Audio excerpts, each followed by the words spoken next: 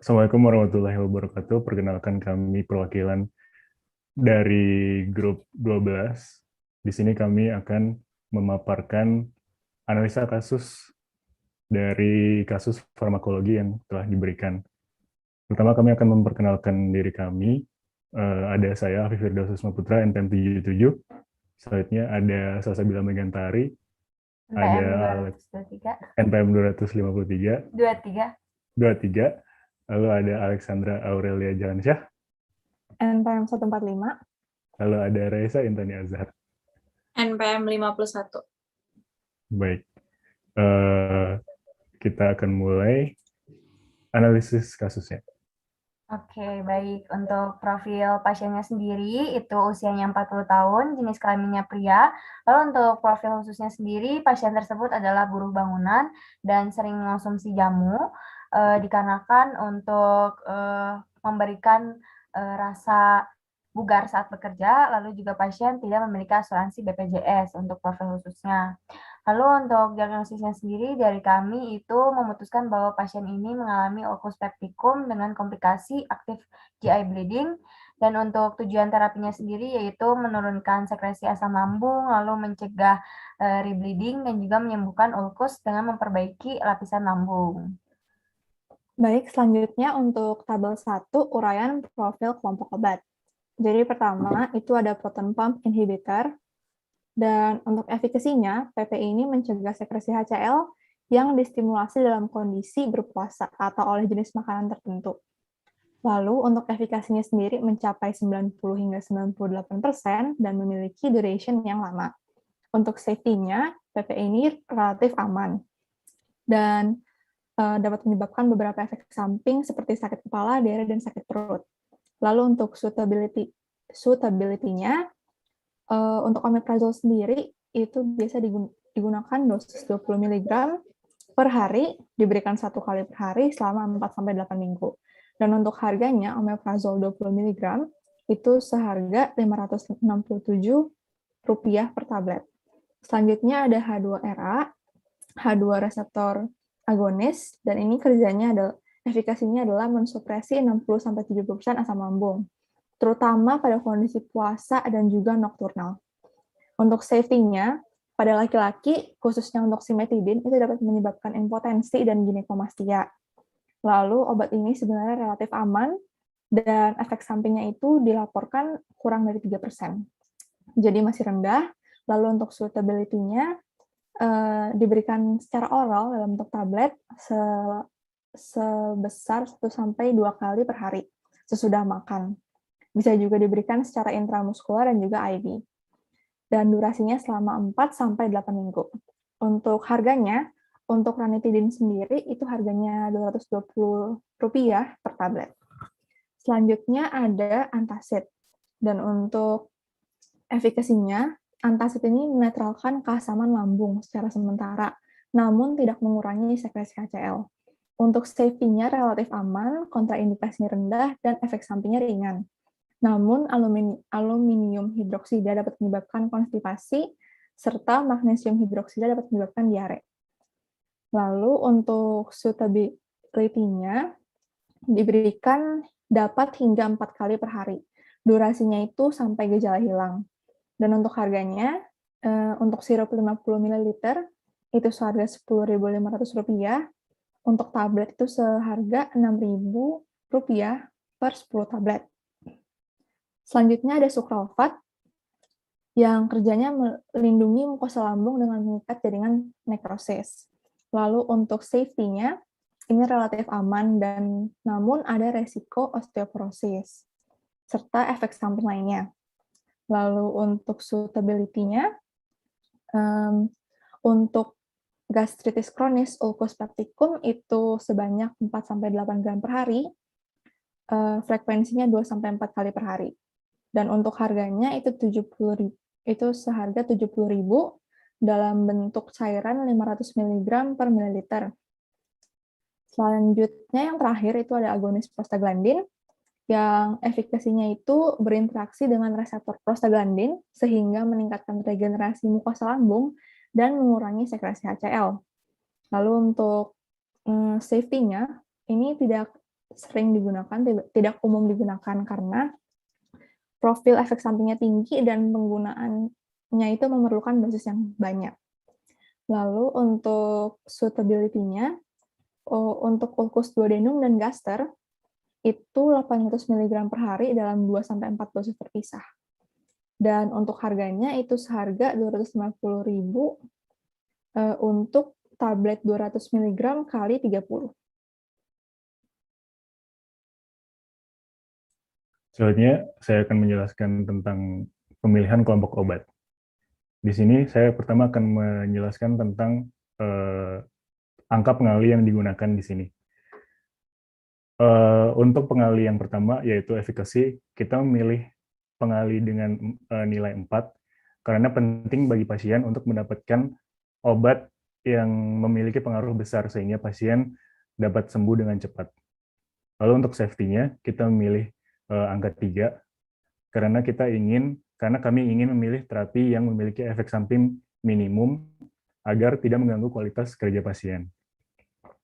Untuk suitability, kami memilih angka 2 karena suitability penting karena ia seorang buruh bangunan sehingga kemungkinan dia tidak memiliki banyak waktu luang. Namun di antara keempat aspek ini, kami memilih suitability yang dengan nilai yang paling rendah.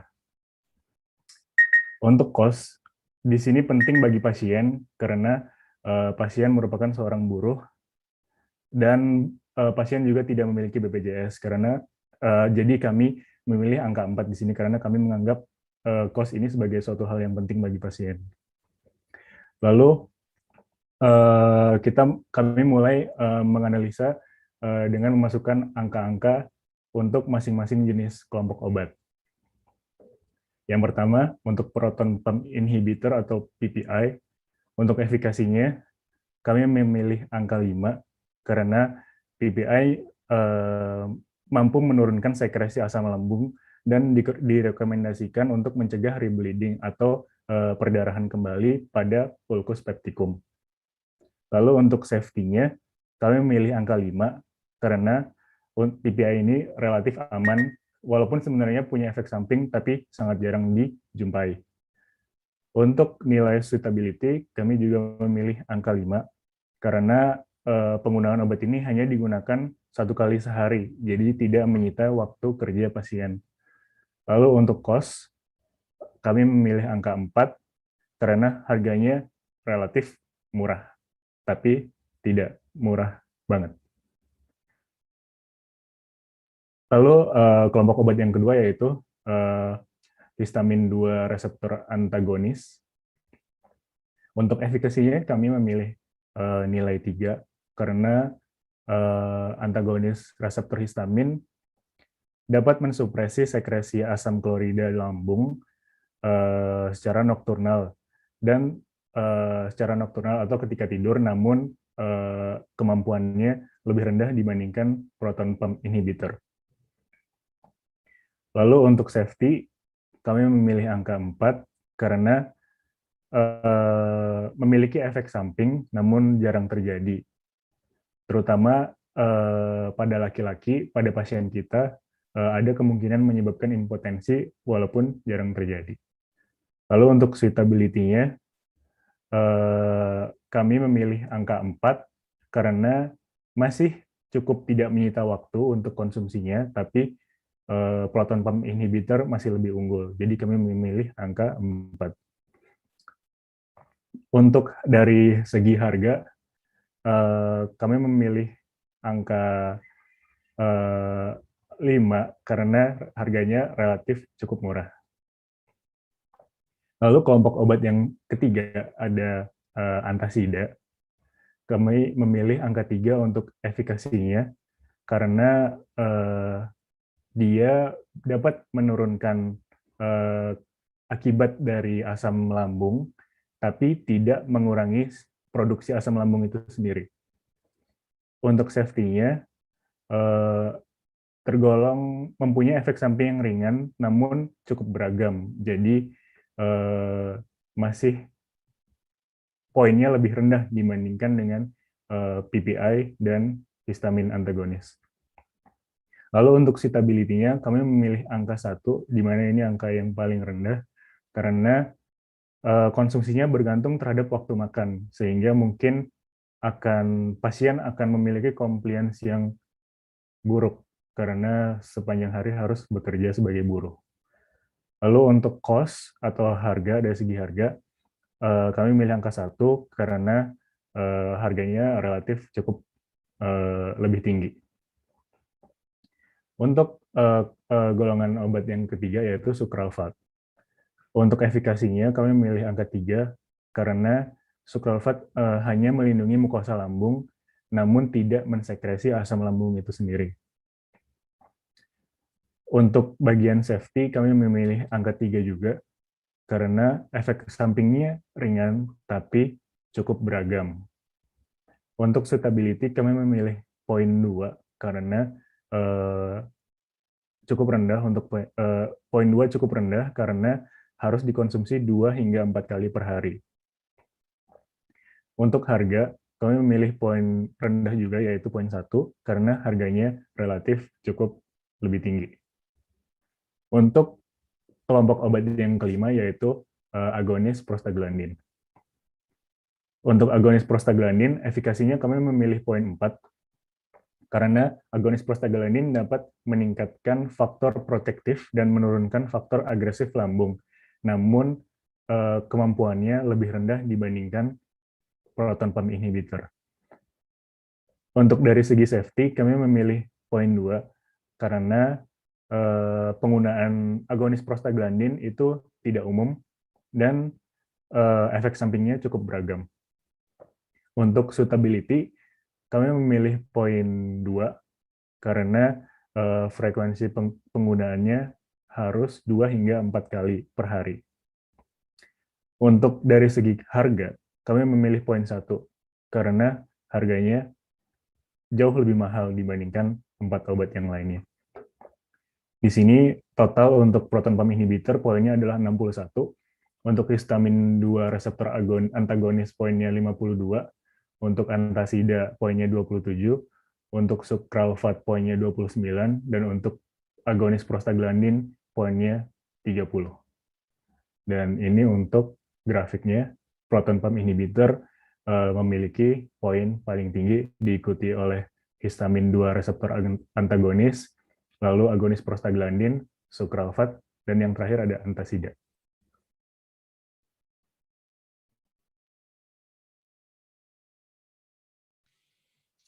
Baik, karena itu kami memilih kelompok obat PPI dan selanjutnya akan melakukan pemaparan uraian dari profil obat PPI sendiri. Pertama ada omeprazol, di mana untuk efikasinya sendiri omeprazol lebih efektif daripada lansoprazol, namun kurang efektif jika dibandingkan dengan esomeprazol. Selanjutnya juga bioavailability-nya mencapai 40-65% dengan onset of action 1 jam. Dan untuk safety-nya sendiri relatif aman, namun dapat menampilkan efek samping, misalnya sakit kepala, nausea, muntah, dan demam. Dan untuk suitability-nya itu, kekuatan obatnya bervariasi dari 20-40 mg dengan frekuensi pemberian 1 kali sehari saat perut kosong. Dan untuk harganya sendiri, di sini 1.134 untuk 2 tablet.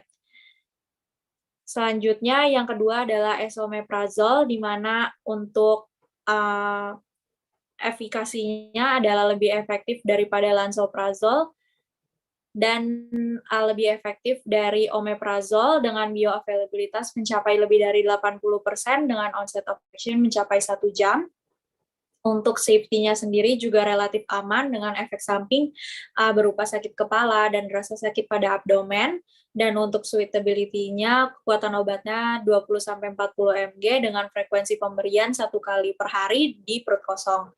Dan untuk cost-nya sendiri adalah 21.365 per tabletnya. Selanjutnya yang ketiga adalah lansoprazol, di mana memiliki bioavailabilitas lebih dari 80% dan lebih tidak efektif dari kedua obat yang telah disebutkan tadi dengan onset of action sekitar 1,5 jam. Untuk safety-nya sendiri relatif aman dengan efek samping yang mungkin ditampilkan seperti sakit kepala, faringitis, dan selanjutnya untuk suitability-nya adalah kekuatan obatnya 15 mg, frekuensinya 1 kali per hari dengan diberikan saat perut kosong. Untuk harganya sendiri sekitar 1.879 per tablet.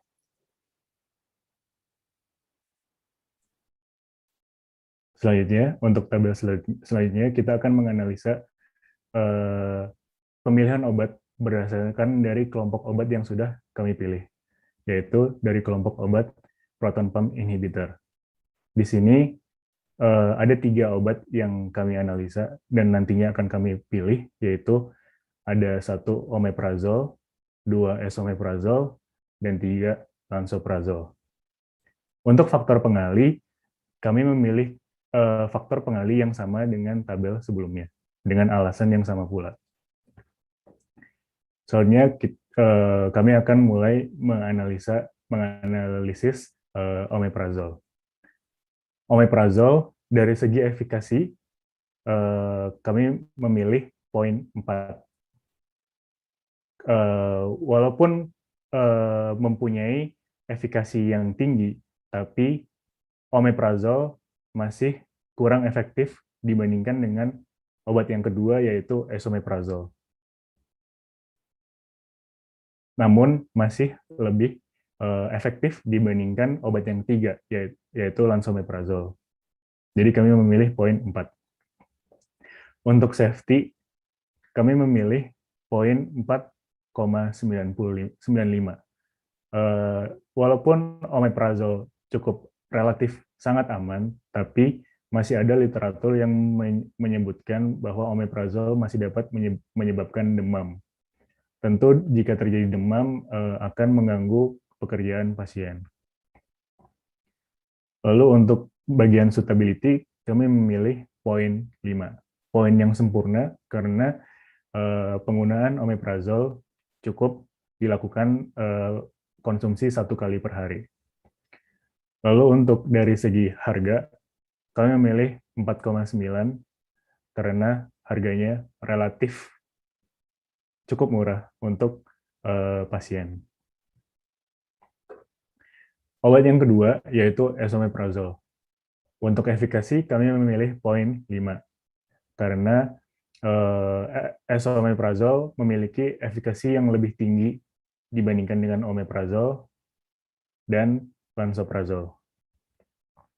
Untuk safety kami memilih poin 4,55 karena walaupun sama relatif amannya dengan omeprazol, tapi lebih rendah dibandingkan omeprazol karena masih dapat menyebabkan rasa tidak nyaman pada abdomen yang dapat mungkin mengganggu pekerjaan pasien. Untuk suitability, kami memilih poin 5 karena obat ini sama dengan omeprazol, yaitu hanya perlu dikonsumsi 1 kali per hari. Untuk harga, kami memilih poin 0,87 karena harganya relatif mahal untuk pasien. Obat yang ketiga yaitu lansoprazol. Untuk efikasinya, kami memilih poin 3 karena efikasi dari lansoprazol dinilai cukup lebih rendah dibandingkan 2 jenis proton pump inhibitor yang lainnya.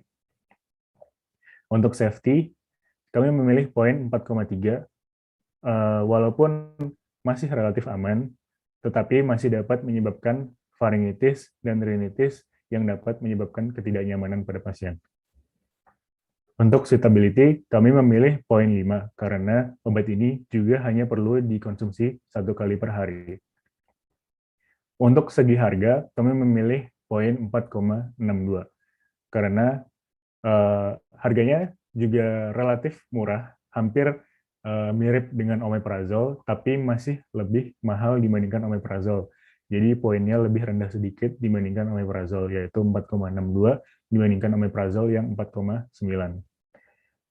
Untuk total dari poin ketiga jenis obat proton pump inhibitor di sini, untuk omeprazol yaitu 60,45, untuk esomeprazol yaitu 47,13, untuk lansomeprazol yaitu 53,38. Jika dikonversikan ke dalam grafik, maka omeprazol memiliki poin paling tinggi, diikuti lansomeprazol dan esomeprazol. Untuk itu, kami menyimpulkan bahwa obat yang tepat atau P-drug untuk pasien ini yaitu adalah esomeprazol.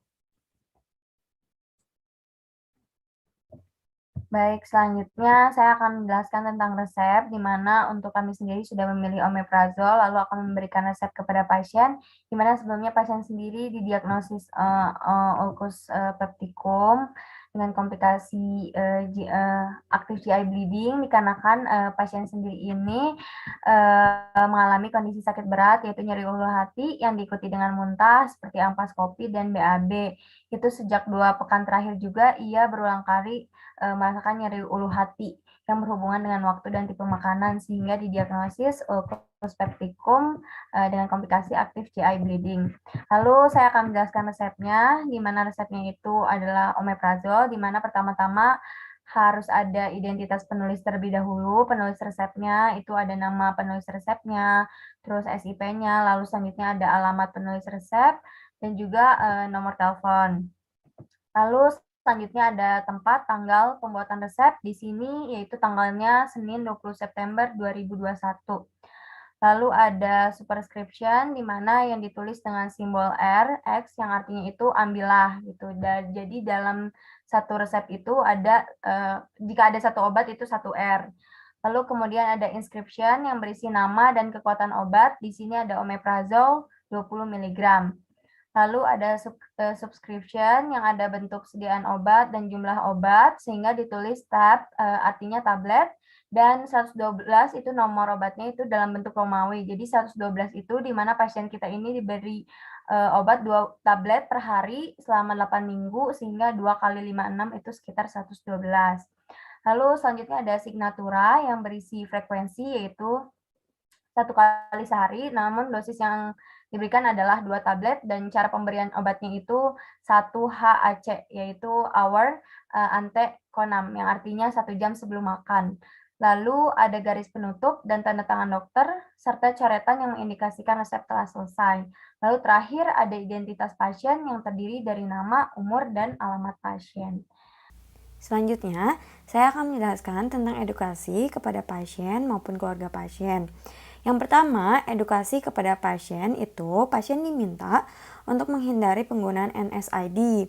Jika memang diperlukan untuk penggunaan NSAID itu sendiri, maka bisa konsultasi terlebih dahulu kepada dokter yang bersangkutan. Lalu, pasien juga dianjurkan untuk berhenti merokok dan mengurangi konsumsi alkohol karena akan memperburuk kondisi pasien. Lalu, pasien juga harus menjaga kebersihan untuk menghindari adanya infeksi dari H. pylori. Lalu selanjutnya, edukasi untuk pasien adalah pasien harus menghindari makanan-makanan yang bisa mengganggu kondisi lambung dengan peptic ulcer, seperti makanan berminyak, makanan pedas, dan juga kafein. Maka dari itu, sebaiknya pasien juga mendapatkan program nutrisi yang baik agar kondisinya bisa membaik dengan segera. Di bawah ini ada beberapa program nutrisi yang direkomendasikan, di mana pada hari Minggu, hari Senin, hari Selasa, yang dapat dilihat di tabel. Untuk makan pagi, lalu juga makan siang, makan malam, ada waktu-waktunya, dan juga rekomendasi-rekomendasi makanan yang bisa dipakai untuk pasien. Lalu selanjutnya, jika pasien terus muntah dan tidak dapat menerima oral, maka bisa dipertimbangkan penggunaan PPI jalur intravena sesuai rekomendasi. Dan kita juga akan memfollow up selanjutnya dilakukan ketika obat pasien itu telah habis. Lalu untuk monitoringnya sendiri itu adalah beberapa healthcare provider itu merekomendasikan adanya follow up endoskopi untuk gastric ulcer karena kita bisa melihat apakah ulcernya sudah sembuh dan tidak ada sel kankernya gitu. Jadi kita melihat melalui endoskopi untuk melihat kondisi lambung pasien. Jika sudah biopsi setelah diagnosis awal dan ulcernya responnya baik terhadap treatment, maka follow up bisa tidak dilakukan lagi. Sekian dari kami. Mohon maaf apabila ada kesalahan. Wassalamualaikum warahmatullahi wabarakatuh.